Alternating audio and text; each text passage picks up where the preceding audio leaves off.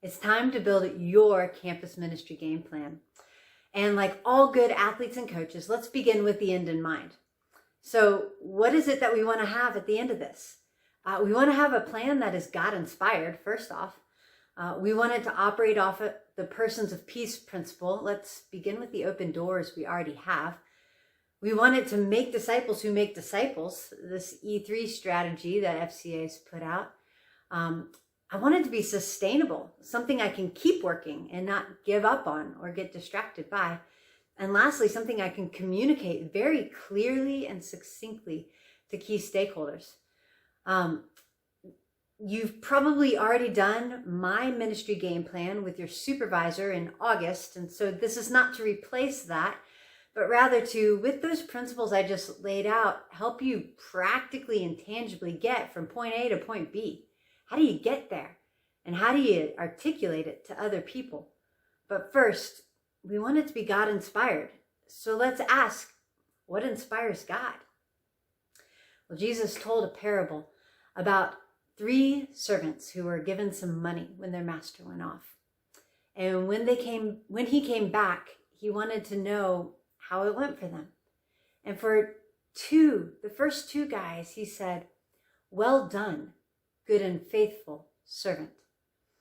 So the question I want to ask, if we're beginning with the end in mind, is how do we measure success? Well done sounds like success. And what did Jesus call success? A good and faithful servant. So I would say success equals faithfulness. So as we begin to plan and make out a campus ministry game plan, let's ask the question first. What is most faithful? What does faithfulness look like? Well, it kind of begs that question, right? How do we measure faithfulness if that's how we're going to measure success?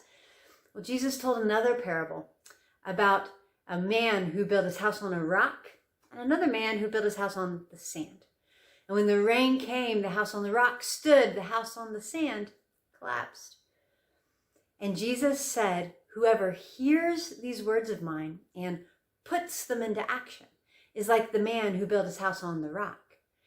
So if I could write an equation, it would be success equals faithfulness, and then faithfulness equals listening, hears these words of mine, and obeying, puts them into action. So let's pause and let's ask. Let's listen so that we can obey. Let's ask God, what are your plans for this campus? I'm going to ask you to suspend your preconceived notions, if you're new, of how you would build something out. And if you've been on this campus for a while, can you lay your previous plans and the things you've done the way it has always been aside and just ask God for a minute, what are your plans, God? What does faithfulness look like in regard to my coaches? What does faithfulness look like in regard to my athletes and my student leadership team with this sport, that sport? What does faithfulness look like in terms of fundraising and development? What does faithfulness look like in terms of passing off ministry to other people, equipping them and empowering them?